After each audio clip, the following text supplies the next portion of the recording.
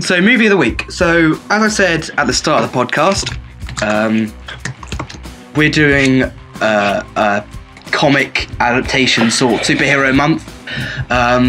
So last week we talked about Batman: Mask of the Phantasm. This week we're doing Flashpoint Paradox, based on the comic which kind of led into the reboot, the New 52. It's focused on the Flash. There's some sort of change in history, and the Flash finds himself in a parallel timeline where everything is shit. Everything has absolutely gone to shit, and he has to find a way to get... Except his mom's alive, guys, so it's not that shit for him. Don't worry. It's just his mom's alive. The mom's alive, and the world is about to end because there's a massive war between Aquaman and Wonder Woman. Yeah. Right. With a really warped asshole. So, 5 words or less. Let's go around. We'll start off with George. Give me a second. 3. Okay, I'll go into Carson. What do you think? Real good time. All right. Oscar. Flash is OP as shit. OP as shit. Okay. Who? Proto Man. Dark Future? Man, that's fuck. Right. I got I tend to laugh every time you hear Blue's. Adrian. Yeah, I mean, it was quite good. I think that Batman's dad Just 5 words. We'll get into it in a second. kicks ass. I really like it. Yes. Okay, great. Okay. I would Lovely, say. great. My turn. Okay, George. Greatest Batman ever. Wow. Okay. Do you know what I would say? Yeah. What's I'd that, say Flash. Savior of the universe. No, that doesn't fit at all. That's Flash Gordon, Jack. Why did I think of that?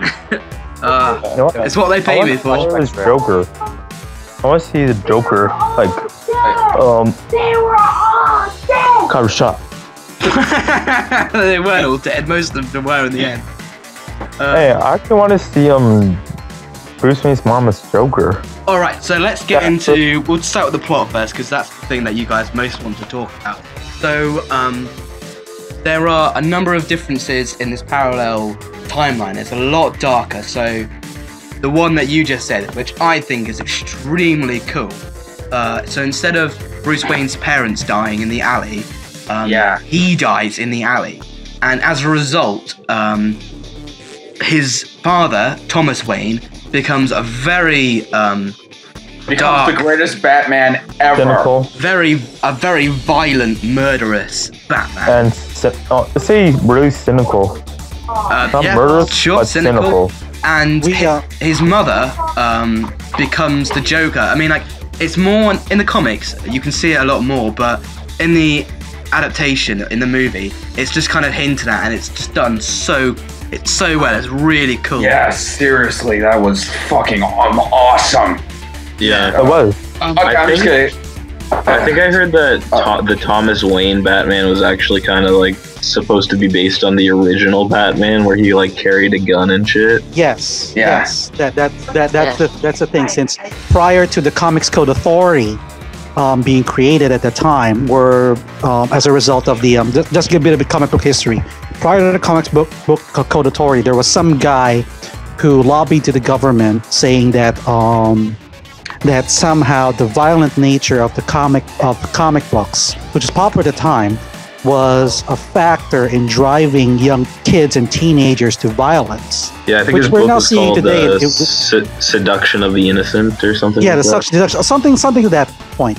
So as a result, the Comics Code Authority was created to make sure that certain aspects, certain contents on the comic have to be censored out because they find it appropriate.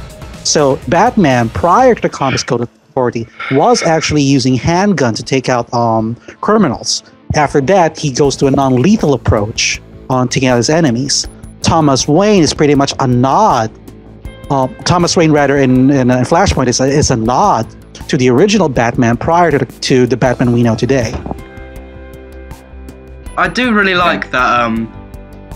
That they get rid of guns and then it rapidly changes his character for the much better. Like original, Bruce Wayne Batman is very much anti-gun. Like he prefers, it's like a certain ethos of taking down his enemies. It's kind of like the Joker in the animated series. Like the writers were told he can't kill anybody. So what did they do? They gave him this gas that gave his victims this horrific smile that was so unsettling. Like he might as well have just killed them. Yeah. Like this is kind of like worse, arguably. Yeah. As an I love them. Yeah. So I've actually said with a Thomas Wayne Batman. I didn't know that's a more of an original nod. I think that's really cool. Yeah. Same. Learn something new. I mean, there's also Aquaman is fucking badass. Oh yes, Aquaman. Oh my god. But why does he wear his stupid clothes? Like he like, do you know what I mean? Like he can pull like a heart out of someone's chest or some shit, but he's still wearing that stupid orange shirt and stupid green trousers. Because it looks badass in a way. It doesn't look badass. Yeah, it does. He should have gone. He should have gone topless, like in Justice League, like to show off his muscles. The original Justice League show. Oh, so you prefer him topless, don't you, Jack? Oh yeah, I do.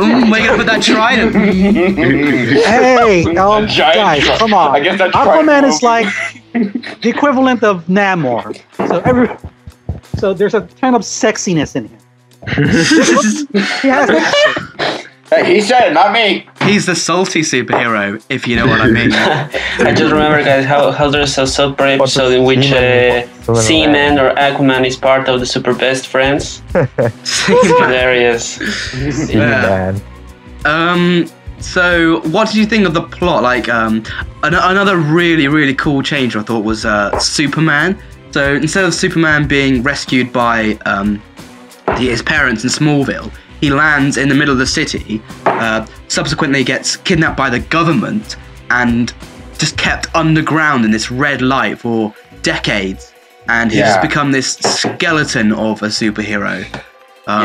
It's really shocking, actually, when you first see him. Like, you kind of expect this very powerful figure, very tall, and he has a very stunted growth. He's very small, and you can see his bones and his chest and everything.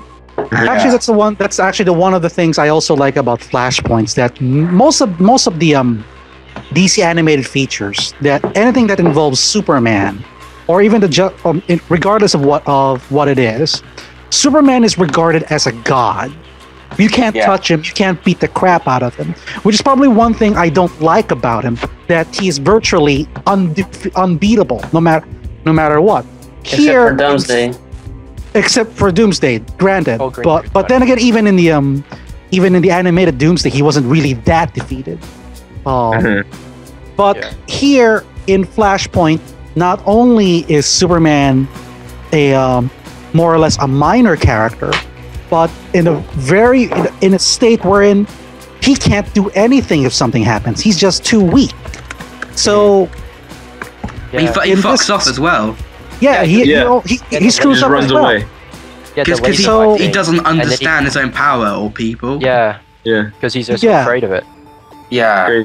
You know, I think one thing I like about this movie a lot, and it's kind of one of the things that I liked about Mask of the Phantasm a lot too, is that like the plot is so well paced, and like there's so much, to it, but they do it so well in such a a relatively short amount of time, while still having great character moments. Yeah, seriously. And I think that's why people like it so much, why I like it so much. Yeah, because sometimes you get other movies like, I think a good example is Justice League War, where there's really no plot, and there's some character moments, but to be honest, I was disappointed with them. But they make up for it with the action. So I prefer the more plot-driven, character-driven pieces, and I think that's why it's so successful. Yeah, I agree with that. We also have to note that Flashpoint not only starts off the New 52 in the comic book line, but also on the current animated line. And like you said, with Justice League, was it War, where it features Shazam as? That's actually it is officially set after Flashpoint, and basically the start of a new continuity on that from that point forward. Yeah. Oh, interesting. Well, in the film, Shazam wasn't actually featured in the actual comic that it's based on. Just saying. That doesn't really matter. I also liked they included a lot of blood, which was kind of. Oh yeah, that was awesome.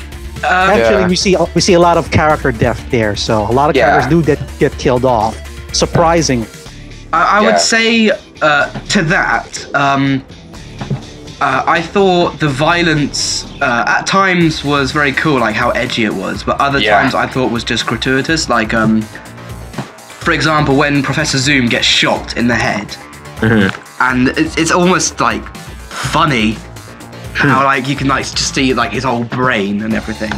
I didn't think it suited the tone of the film, especially since the start established like the normal Justice League and how they weren't violent. And you had they had a little bit of blood, but you didn't have like children being murdered. Like they really didn't need to show the dead child, did they? When Wonder Woman killed all the Shazam kids, Like, it would have been more effective if it showed her lifting up the child and then cutting away, and then you hear the stab motion and then not cutting back. You did not need that. That's what I mean by it was a bit too much. Yeah, I mean, I agree with the Shazam kids, but I really did like the shot of Professor Zoom getting, shot right in the head. I thought that was real cool. Even though it was a little bit funny, I'll admit, but like, it was just a wicked shot, like right through the head.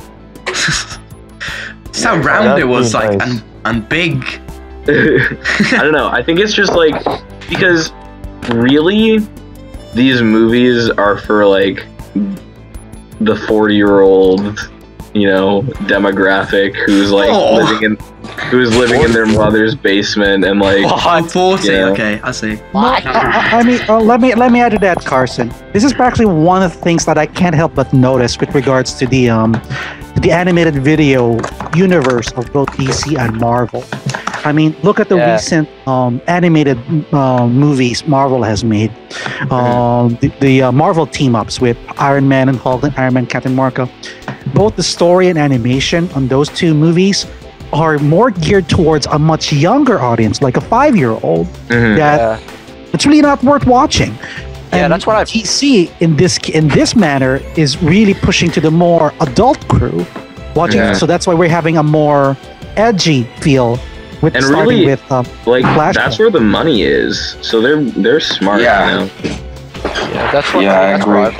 I've always because sure, you might not be able to play it on Saturday morning, but you're gonna get the people actually going out and being like, oh, going to Walmart and buying the DVD or whatnot, or renting it on demand. Like, whereas with Marvel, if I'm a parent, I'm gonna be like, fuck that. Like, I'll go just buy you some cartoons like the Justice League or something. I'm not gonna pay for this stupid Iron Man Captain America team up. Like,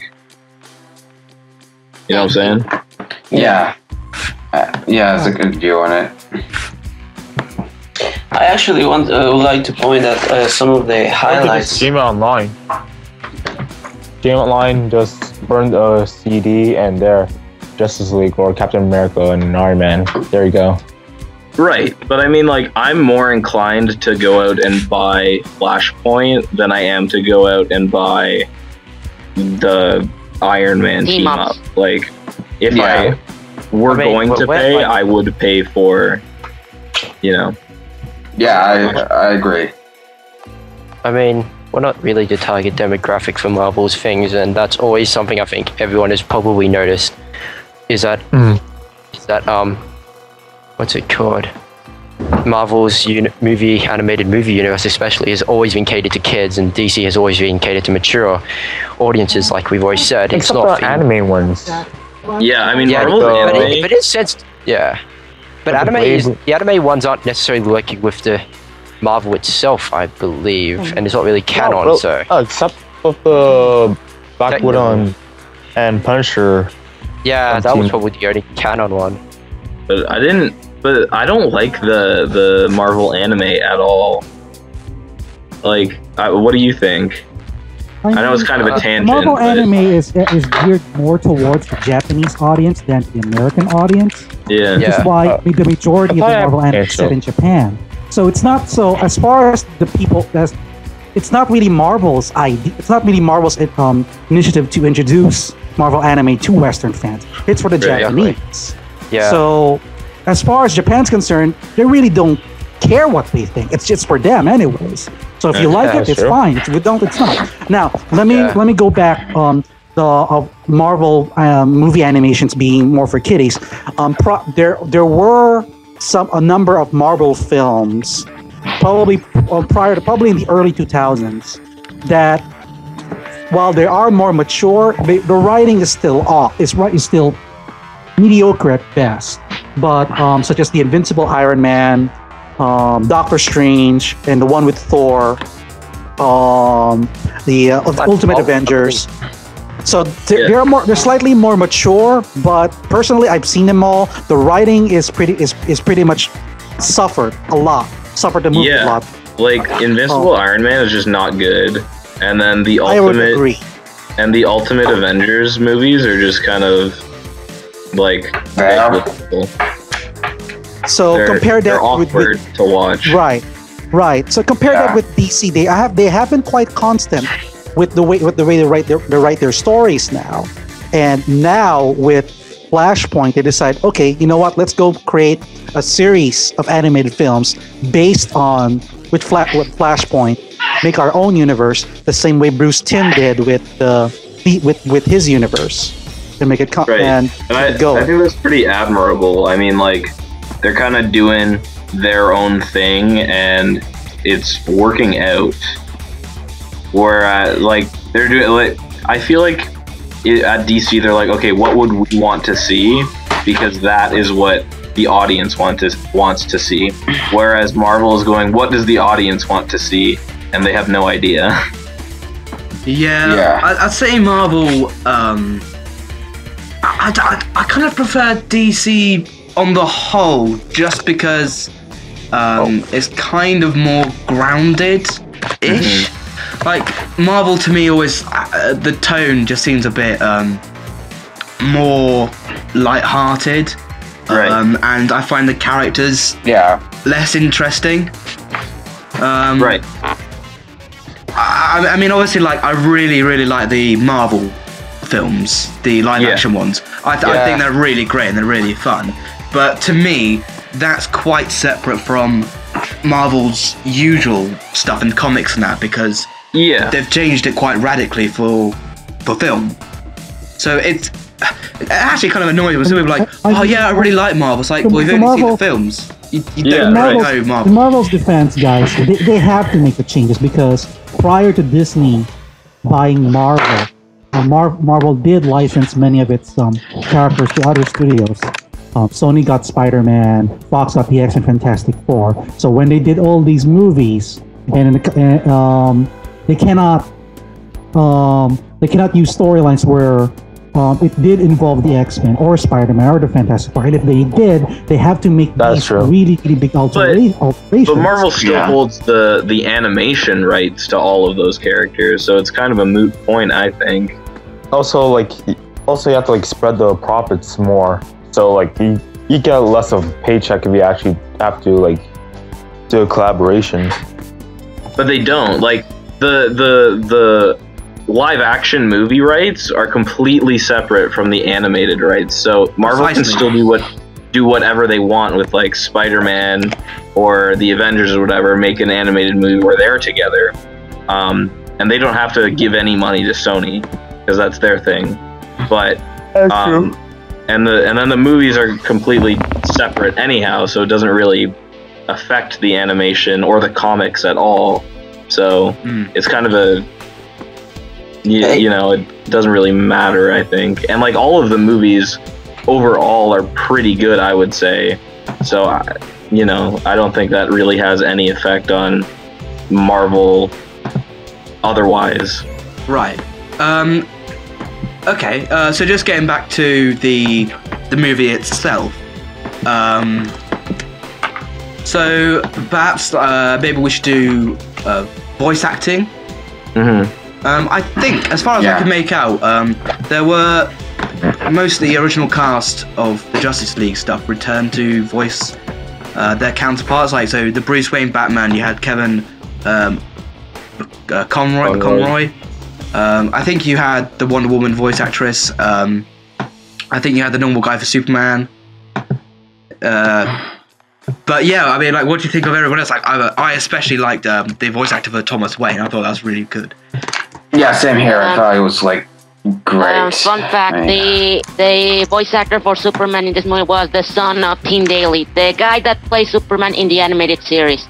Right. Wow, that's interesting. Oh. Huh, yeah, they did this little like YouTube video thing. It was pretty funny about like passing the torch and him being like inducted into the Superman Club. It was pretty funny. Does he voice Superman for the new 52 stuff, like Justice League War? Justice League War, yeah. I think someone else voiced someone else in Justice League War. I think Sam Daly. And it wasn't Sam Daly, definitely not. Okay. Yeah, Justice League War was voiced by someone else. I mean, I think... Does anyone have anything bad to say about the movie? Flashpoint? I'd say two things. One of them's already the violence thing. I think it's a little bit too much at times for the tone of the film.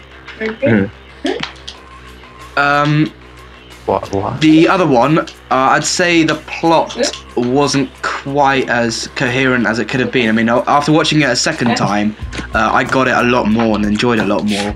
But kind of the reason why Wonder Woman and Aquaman are at war is kind of glossed over a little bit. Like, there's a very brief flashback that doesn't, to me, it clearly explain what happened. That's sort of not, like I said, like not especially coherent. Some of the side characters aren't explained that well if you don't know who they are. Like the Resistance, I wasn't too sure who they were. They didn't really explain that very well. I think maybe what the Flash can do kind of annoys me. Like I haven't especially seen a speedster done coherently the way through, like in terms of his limits. Like sometimes he can run nearly as fast as light, but he still gets punched in the face by like a normal person. Right.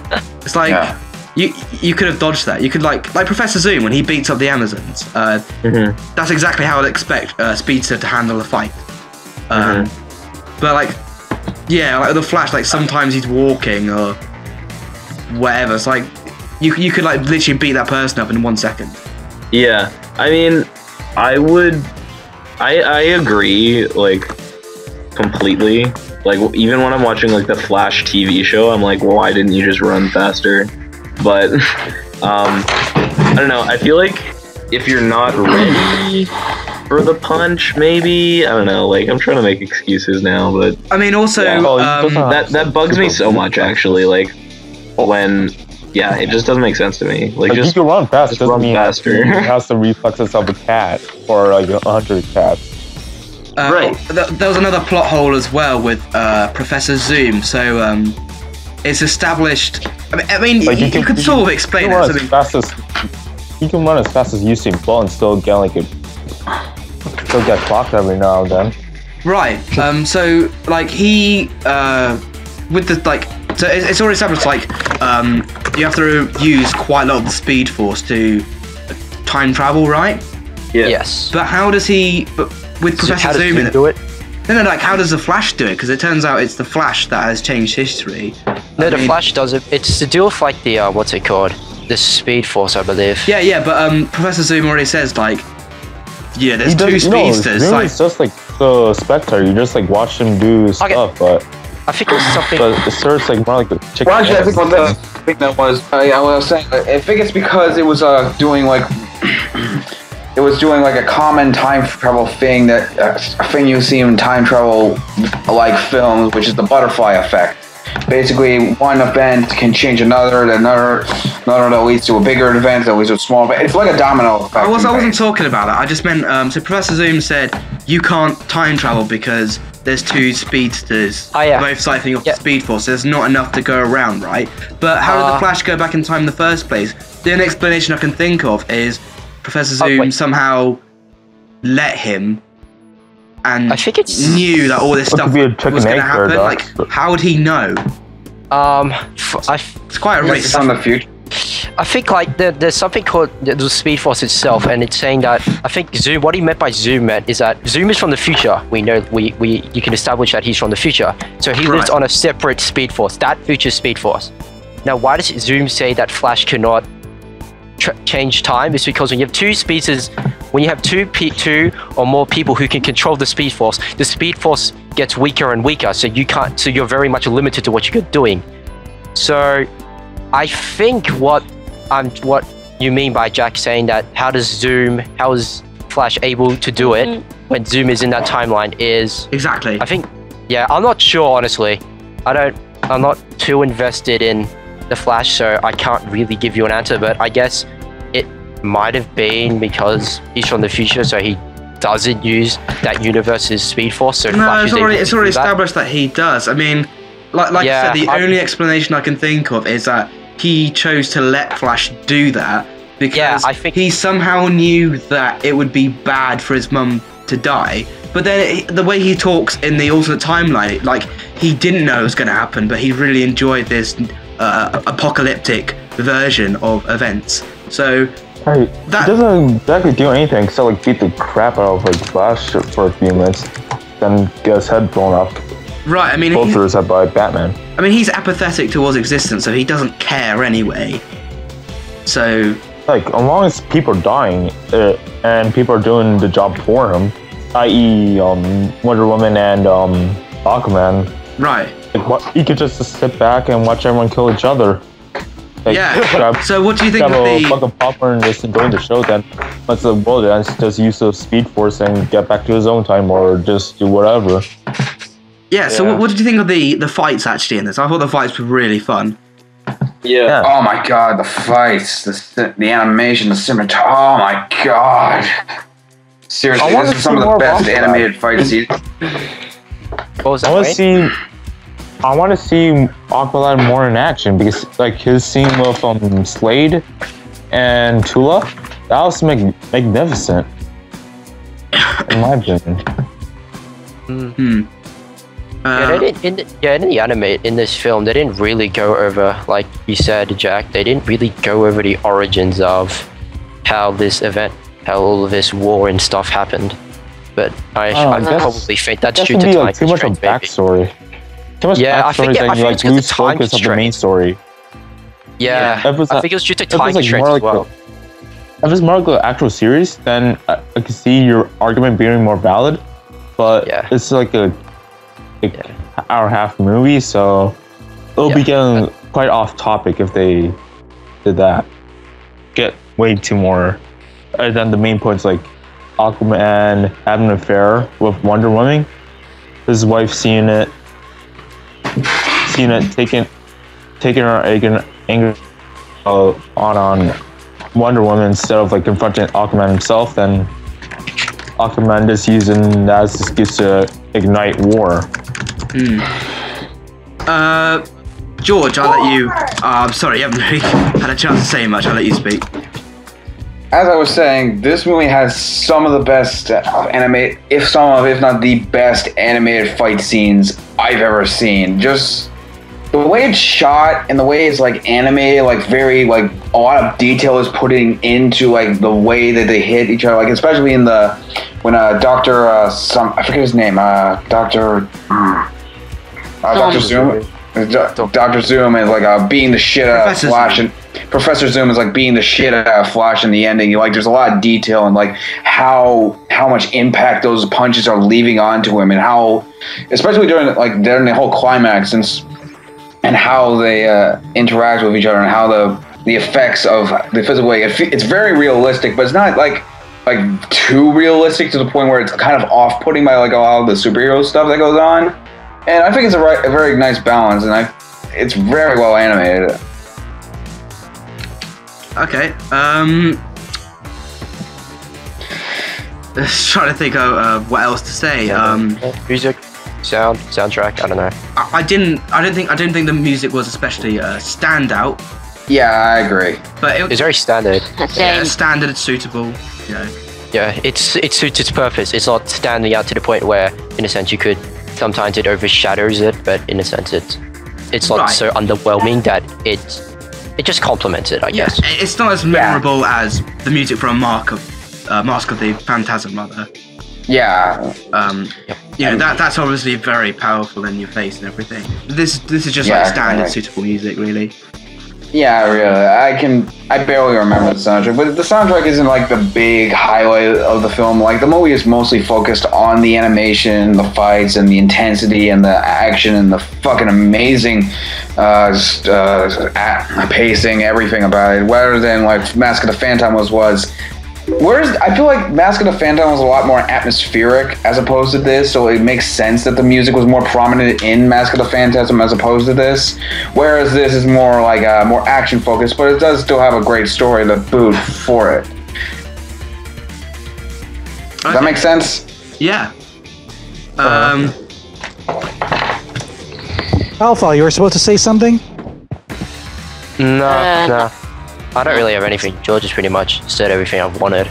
I was about to say the same thing. I was like, the sound here is pretty much stock music at most. It's not like... Yeah. It wasn't memorable. No. It's not something like you... I know that... I remember what George Lucas once said, that half of what makes a movie great is a soundtrack. Yeah, I agree immensely with that. This one isn't just one of them. It's not like I can't think of anything that makes a scene that's a good soundtrack.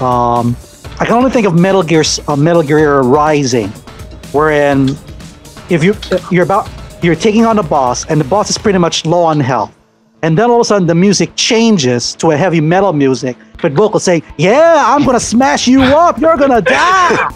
Something like that. Oh, I gotta. Are we on a top?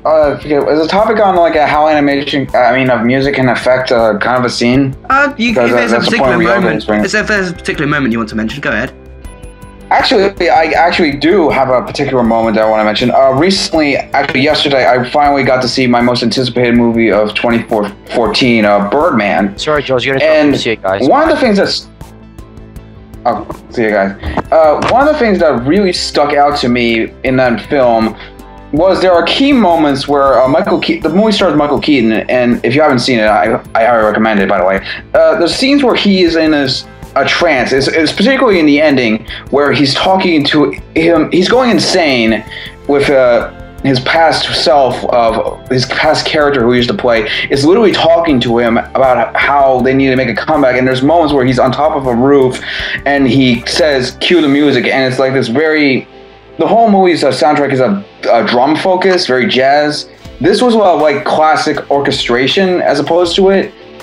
And it may seem jarring, but it really affects the whole tone that the scene was setting. And I can't really think of a moment in this that really stuck out in terms of like how because I'm one of the I agree with like George Lucas with what George Lucas said, that I believe a soundtrack is just as important to a movie as writing and the direction and acting, because music can actually add a lot in some key moments. I feel like if you had like stuff emotion, like key moments. Yeah, exactly. Do you understand what I'm saying? Yeah, I do. Jack? Yeah, sure. Yeah, it's great. Yeah, really great. Another good example was in Big Hero 6 Pro. I think you know what I'm talking about. Oh fuck yes, that scene. as much as I want to talk about it, I can't spoil it because that has one of the darkest scenes in the movie. Yeah. Yeah, there's one. Yeah, there's one scene in the movie which involves when they finally find out who the man in the kabuki mask is, and there's one track that plays throughout the entire scene, and it's very moody. It's very, very like it kind of felt like something out of Terminator 2 a little bit, and it really adds to the moment. And you already know he's on the mask. It doesn't matter. Seriously? Yeah. Oh yeah. Well, yeah. Kind of, but still the point stands. Okay. Anyway, yeah.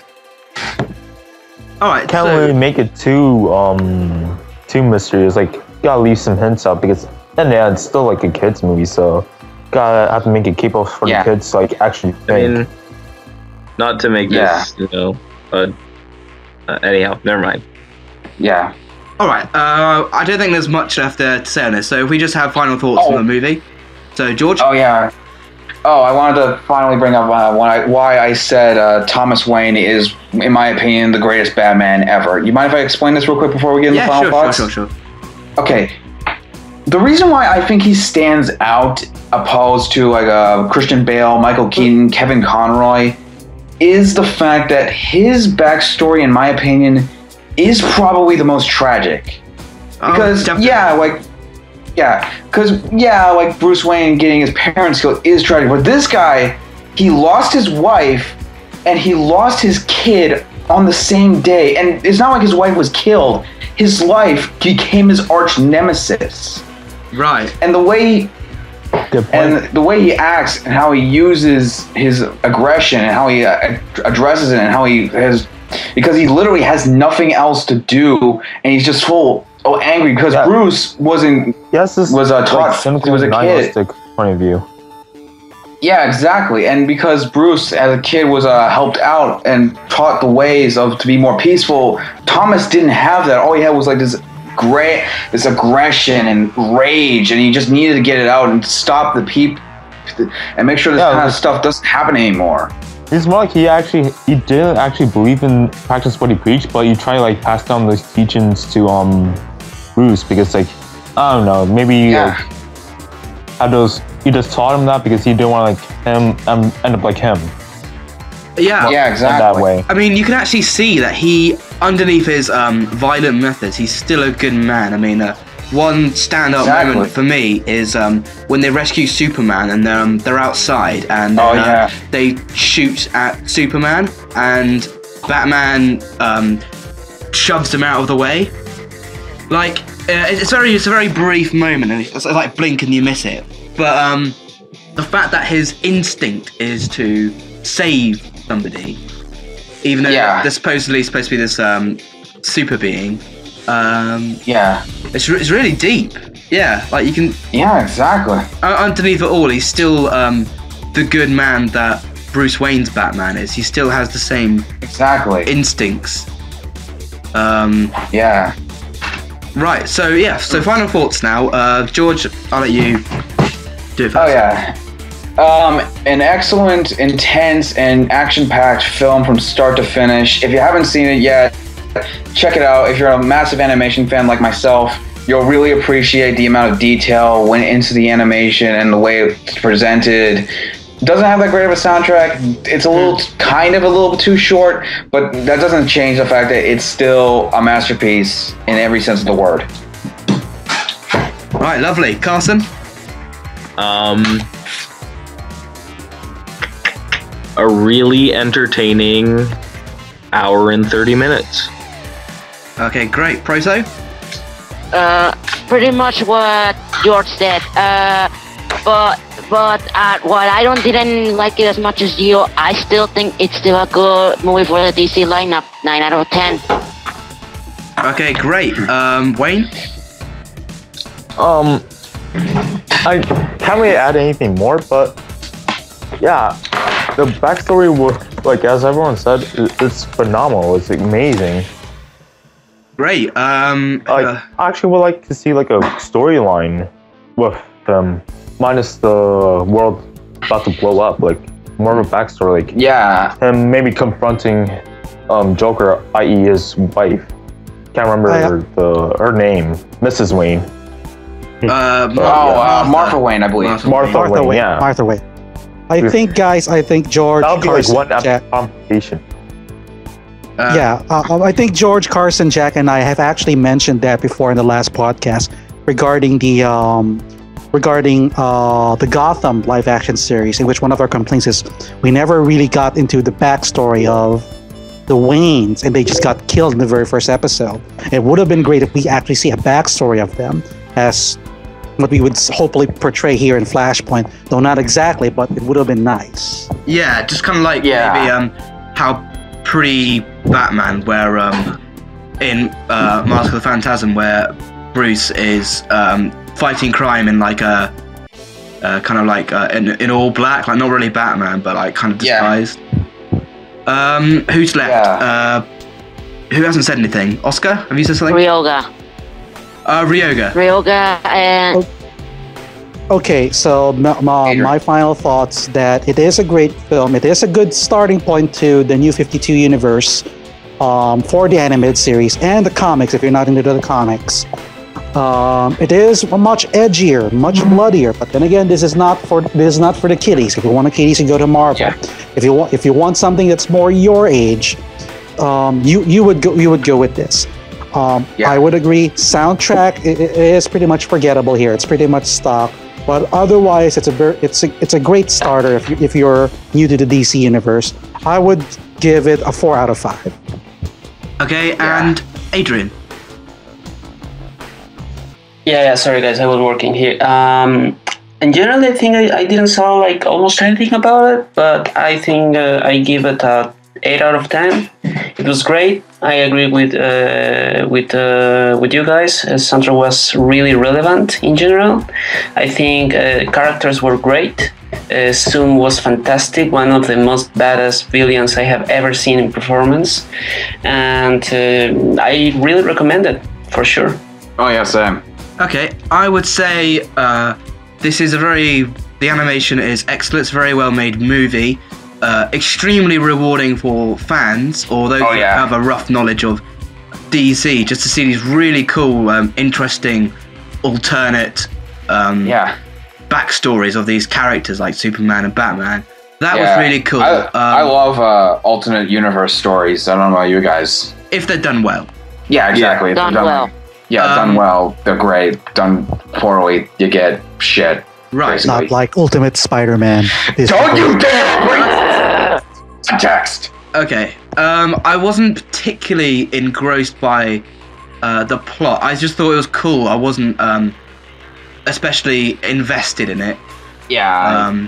I think if you don't know a lot about DC, or even nothing at all, I would not recommend it if you're like that, because the movie doesn't really explain the characters especially well, and the rewarding part comes from knowing, like Batman's backstory and Superman's story and his weaknesses, so on and so forth. It's much more rewarding for people who know. If you don't know, you're going to be a bit confused, really. Yeah. But if you just have a rough idea of DC and its characters, definitely check it out. Alright, so next week we will be doing Planet Hulk. Ooh! Ooh! AKA Ang's in the movie? Oh, nice. Nice. Actually, I'll explain that on next week. I just think it's a suitable order for what we've chosen, because Planet Hulk, we haven't done a Marvel thing yet. Exactly. And I've already seen it. It's very good. it is. I have never seen it. So it's going to be really cool for you guys to... I've seen it. Okay, and then the last thing we're going to see of this, 4 months, is All-Star Superman. I think it's a very suitable end for this. Yeah. Has anyone seen All-Star Superman? Just curious. Yeah, it's great. I don't remember too much of it though. Would you agree, Carsten, that it's best to put last in this? Oh yeah, definitely. Yeah. I'm really looking forward to watching All-Star Superman again. It's one of my favorites. Yeah. It's going to be interesting for you guys to watch it. Yeah. Next week is Planet Hulk, so be sure to tune in on that. So this is when we do our shitty sign-off. Oh, let's make this especially shitty this time. Alright, so I've been your host, Jack Hayward. With us, I fucked up already. Had one job. One job. You had one job. Alright, so we've had... This is why we can't have nice things. Exactly. So, we've had our regulars, Carson. See ya. Bye. George. See ya. Piss off. Ryoga. Ryoga's lost in time and space, dude. Well, fuck him. Fuck him. Proto. Signing off, and thank you very much. Yeah, don't let the door hit you on the way out. Oh shit! Oh, That's not for you, my I lad. left my mic off. It's real. It's shut real. up. 316. Oh, shut it, Speedy Gonzalez. Adrian. That was a little racist. It was a lot of fun, guys. It was great. Keep it up and see you in the group, man. I hope I don't see you again. Yeah, sure. And lastly, Wayne. Oh, bye everyone. Wayne's That's World. really fun. Party time. Excellent.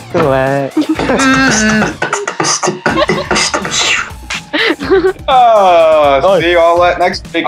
Strong ending, guys. Strong ending.